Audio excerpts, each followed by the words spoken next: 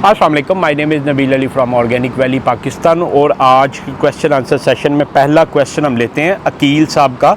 अकील अहमद साहब हैं बाग आज़ाद कश्मीर से। ये पूछ रहे हैं, जनाब क्या आप रहनुमाई कर सकते हैं कि अंडे से ज़्यादा हैचेबिलिटी कैसे हासिल की जा सकती है? कौन कौन से SOP हैं, स्टैंडर्ड ऑपरेटिंग प्रोसीजर हैं, जिनको फॉलो कर कर हम बेहतरीन हैचेबिलिटी ले सकते हैं? तो अकील भाई, एक्चुअली ये कह लें कि हर बंदा तो हैचेबल की तरफ नहीं जाता, तो मैं आज वो चीज़ें डिस्कस करूँगा जो लुमन ने हमें दी या लुमन के साथ रह के हम फॉलो कर रहे हैं। सबसे पहली चीज़ ये है कि जब आपके पास अंडा आ रहा हो तो उसको कितनी देर में आपने कलेक्ट करना। अपनी लेबर को हमेशा कहें कि विद इन आवर और 1.5 आवर, 1 घंटा या 1.5 घंटे के अंदर अंदर जो है ना आप अंडा कलेक्ट कर लें। उसकी वजह यह है कि हाउस का टेम्परेचर हाई होता है, तो हायर टेम्परेचर की वजह से जो उसमें एम्ब्रियो स्टार्ट हो जाता है ना, ब्लड क्लॉट बनना शुरू हो जाता है। या मतलब जब आपकी नेस्ट में अंडा आया होता है तो दूसरी मुर्गियाँ आके बैठती हैं, उनका बॉडी टेम्परेचर हाई होता है, तो हैचेबिलिटी का प्रोसेस शुरू हो जाता है। तो बेस्ट प्रैक्टिस जो लुमन ने हमें दी हुई है 1 और 1.5 आवर्स, 1 घंटा या 1.5 घंटे में लुमन ये कहता है कि आपने अपना अंडा उठाना। दूसरी बात यह है कि आपके पास ना सफिशेंट नेस्ट होनी चाहिए। जो मतलब मुर्गी के अंडा देने के लिए नेस्ट है वो 4 मुर्गियों के लिए 1 नेस्ट होनी चाहिए। उसकी वजह यह है कि अगर वो नहीं होगी तो आपकी मुर्गी जो है ना ज़मीन पे अंडा देना शुरू कर देगी। ज़मीन पे जो भी अंडा आता है वो एक तो खुद अपने लिए बड़ी प्रॉब्लमेटिक होता है, और दूसरा ये होता है कि वो बाकी अंडों को भी तबाह करता है। मैं अभी आपको बताता हूँ किस तरह कि जब अंडा मुर्गी देती है तो उसके इर्द गिर्द ना एक कह लें कि लिक्विड होता है, जो अल्लाह ताला ने एक प्रिजर्वेशन रखी होती है उसकी, कि वो बाहर के जरासीमों से बाकी चीज़ों से जो है ना बच सके।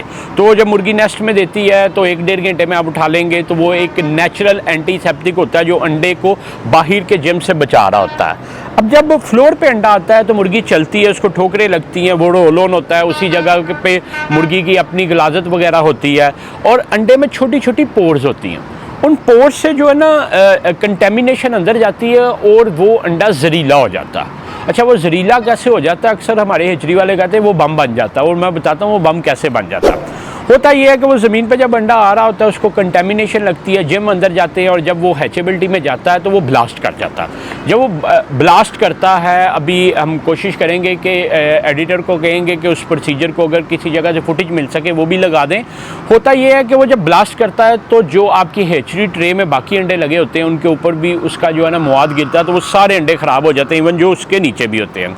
तो पहला प्रोटोकॉल तो ये है कि 1 से 1.5 घंटे में आप अंडा उठाएँ। दूसरा, जो ज़मीन वाला अंडा आता है उसको सेपरेट रखें। उसका ट्रीटमेंट मैं बताता हूँ क्या करना है कि जब आप हैचेबिलिटी के लिए जाएं तो उसको ट्रे में सबसे नीचे लगाएं। वैसे तो 10-15% सिर्फ पॉसिबिलिटी होती है कि ज़मीन वाले अंडे से बच्चा निकले, मगर ये है कि आप उसको वेस्ट करने से बेहतर है कि जो आपकी हैचेबल ट्रेज लग रही है सबसे नीचे वाली ट्रे में उसको लगा दें। उसके बाद ये है कि नेक्स्ट जो है ना, अंडे को वॉश कभी नहीं करना चाहिए, ना पानी के साथ वॉश करना है और ना गीले कपड़े के साथ करना।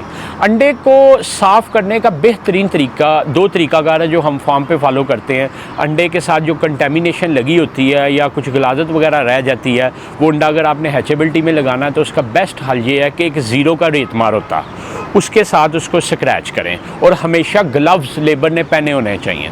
दूसरा ये होता है कि एक ब्लेड होता है, जैसे ट्रीट ब्लेड है या सिंपल ब्लेड होते हैं जो पुराने शेविंग के लिए यूज़ होते थे, उसको लेके दोनों तरफ टेप लगा के उसके साथ स्क्रैच करें ताकि उसके एग शेल को भी नुकसान ना पहुंचे और ऊपर से गलाजत भी उतर जाए।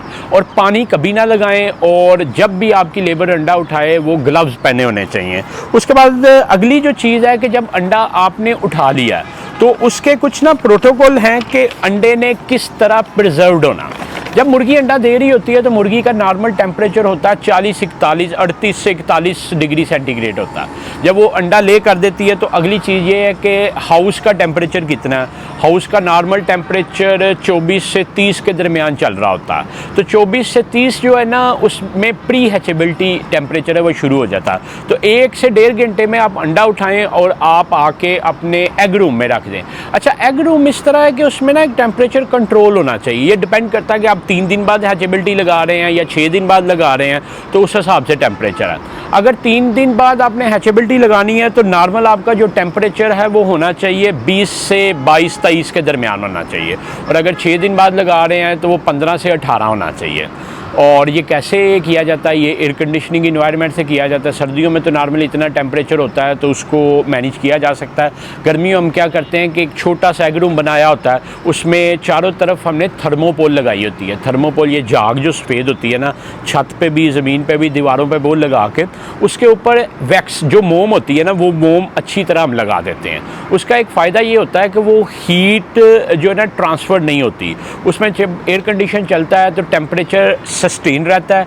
इन्वर्टर एसी हम यूज़ करते हैं ताकि बार बार चलने बंद होने का जो है बिजली भी कम यूज़ हो, तो वो छोटा सा एग रूम बना के जितनी हमारी कैपेसिटी है उसके मुताबिक हम एसी लगा देते हैं जो ऑटो मोड पे होता है, और टेम्परेचर सेट कर देते हैं 18 से 22 के दरमियान जो है ना वो रेट। अब एक अगला प्रॉब्लम आ जाता है कि एसी जब चलता है तो ह्यूमिडिटी कम हो जाती है।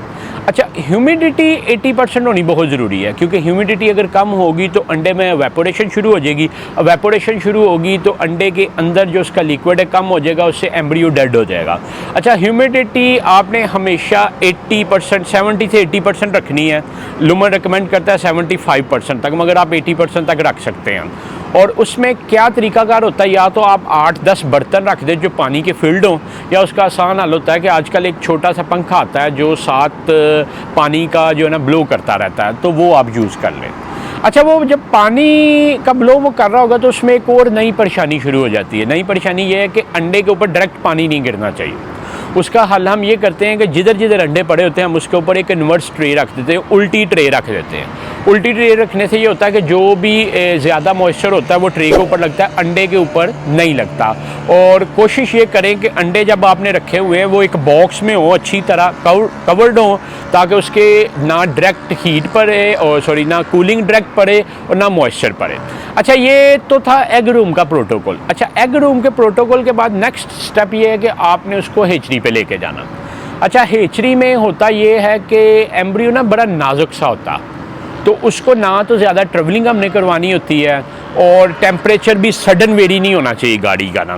तो उसके लिए हमारे कंट्रोल टेम्परेचर गाड़ी होती है जिसमें वही टेम्परेचर जो हम दे रहे हैं, मतलब अगर 18 से 22 दे रहे हैं तो कोशिश करते हैं कि 20 से 24 हो के एक प्री हीटिंग प्रोसेस अंडे में शुरू हो जाए। और बहुत ज़्यादा झटकों वाला सफ़र नहीं हम अंडे को करवाते, स्मूथ सफ़र हो, क्योंकि अंडा जब हिलता है तो उसके अंदर जो कह लें कि एम्ब्रियो होता है उसके डेड होने का जो है ना कमल शुरू हो जाता है। अच्छा, वो कंट्रोल टेम्परेचर में जब जाता है तो हेचरी पे जाके हम अपना एक डेडिकेटेड हमारा बंदा है जिसने अंडे को स्टैम्प्स लगाई होती हैं, ऑर्गेनिक वैली के ऊपर स्टैम्प लगी होती हैं कि दिस इज़ एग फॉर लुमन, और वो स्टैम्प्ड एग जो है ना हेचरी में लगता। अच्छा, जब हेचरी में चला गया वो उसको सारी स्टैगिंग करते हैं कि कौन सा अंडा टूटा है, कौन सा ठीक है, और अंडे की एक स्पेशल शेप होती है कि उसकी जो एक चोंच होती है वो हमेशा नीचे होनी चाहिए अंडे की। This is principle. अगर चोंच ऊपर होगी तो उसकी हैचेबिलिटी 30-40% आएगी, अगर चोंच नीचे होगी तो 80-90% आएगी, क्योंकि अंडे का नेचुरल लेवल ये है कि उसकी चोंच नीचे होनी चाहिए। अच्छा, वो सारे स्टैग करके उसको ले जाते हैं प्री हैचिंग रूम में। प्री हैचिंग रूम में होता ये है कि जो है ना टेम्परेचर को आहिस्ता आहिस्ता रेज़ किया जाता है, क्योंकि अंडे ने जब हेचरी में जाना तो उधर तो 37 टेम्परेचर है। उसको Aahista Aahista pre hatching room में, जो हमारी लोकल हेचरी में, या लोग कहते हैं हमने घर में हेचरी लगाई है हैचेबिलिटी नहीं आती, तो वो एक बड़ी साइंस होती है। आहिस्ता आहिस्ता 1-1, 2-2 घंटे बाद 1-1, 1.5-1.5, 2-2 डिग्री उसका टेम्परेचर इंक्रीज़ किया जाता है। ऐसे नहीं होता कि सडनली 22-24 से निकाल के 37 में ले जाते हैं। तो जो प्री हैचरी रूम होता है उसमें जो है ना उसका टेम्परेचर नॉर्मली 27-28-29 तक लेके जाया जाता है, और उसके बाद अंडे को ट्रांसफ़र कर दिया जाता है सेटर में। सेटर ये होता है कि उसमें जाकर अंडा लग जाता है और उसमें वो 21 दिन रहता है, 18 दिन रहता है। 18 दिन के बाद उसको निकाल के हैचर में ले आते हैं, और हैचर में जो चूज़ा होता है वो निकलना शुरू हो जाता है। तो दीज आर दी पैरामीटर्स जिसको आप फॉलो करके बेहतरीन हैचेबिलिटी ले सकते हैं, और ये वो पैरामीटर हैं जो हम लुमन की गाइडलाइंस के अंदर रह के फॉलो कर रहे हैं। तो मैं उम्मीद करता हूँ वकील साहब कि आपको आपका मतलूबा आंसर मिल गया, और इन पैरामीटर्स को आप फॉलो करके बेहतरीन हैचेबिलिटी ले सकते हैं। तो एट दी एंड के बाकी फार्मर जो हमें देख रहे हैं, अगर उनको भी कोई कंसर्न है रिगार्डिंग एनी एस्पेक्ट, तो वो नीचे दिए गए हमारा नंबर जो है 0300 9641 पे व्हाट्सएप करें। और आपसे रिक्वेस्ट है कि व्हाट्सएप कर दें, वो हमारे लिए इजी है। तो आप व्हाट्सएप करें, इंशाल्लाह हम उस पर एफर्ट करके आप तक आपका मतलूबा आंसर पहुँचाएँगे। आपका टाइम देने का बहुत शुक्रिया। अल्लाह हाफिज़।